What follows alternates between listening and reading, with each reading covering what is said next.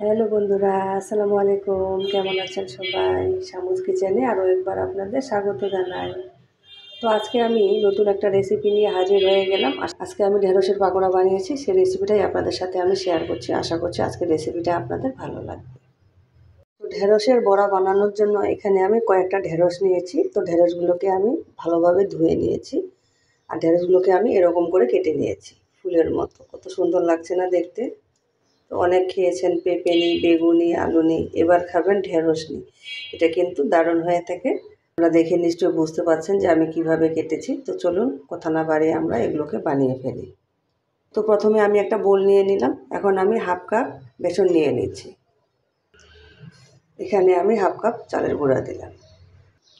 এখানে হাফ চামচ রসুন বাটা দিলাম। হাফ চামচের কম হবে আদা বাটা দিলাম। হলুদের গুঁড়ো দিয়ে দিলাম। মরিচের গুঁড়ো দিলাম হাফ চামচ।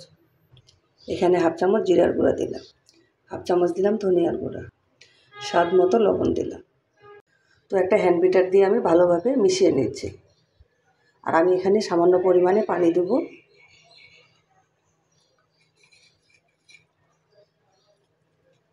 এখানে খুব পাতলাও হবে না, খুব ঘনও হবে না, এরকম একটা ব্যাটার তৈরি করে নেব।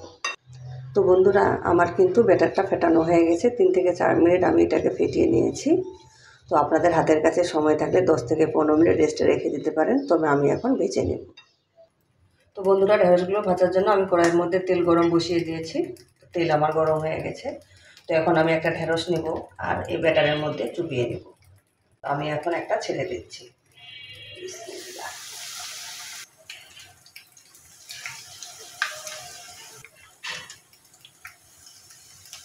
বন্ধুরা, এগুলো কিন্তু ভাজতে বেশি সময় লাগে না। তো আমার এক পাশে হয়ে গেছে, আমি এখন উল্টিয়ে দিচ্ছি।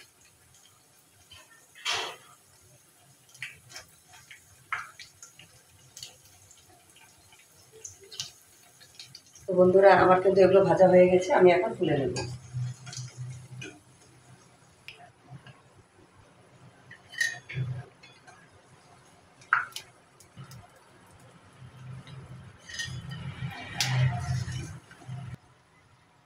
বন্ধুরা, এভাবেই আমি বাকিগুলো ভেজে নেব। তো দেখলে তো বন্ধুরা, কত সহজে আর ঝটপটভাবেই কিন্তু আমি ঢেঁড়সের পাকোড়া বানিয়ে নিলাম, বা ঢেঁড়সনি বলতে পারেন। তো এগুলো খেতে কিন্তু অনেক মজা হয়ে থাকে। আমি একটা ভেঙে দেখাচ্ছি, দেখেন এটা কতটা মুচমুচে হয়েছে। তো আপনারা একবার হলেও এই রেসিপিটা ট্রাই করবেন। আশা করছি আজকের এই রেসিপিটা আপনাদের ভালো লাগবে। যদি আমার রেসিপিগুলো ভালো লেগে থাকে, লাইক, কমেন্ট, শেয়ার।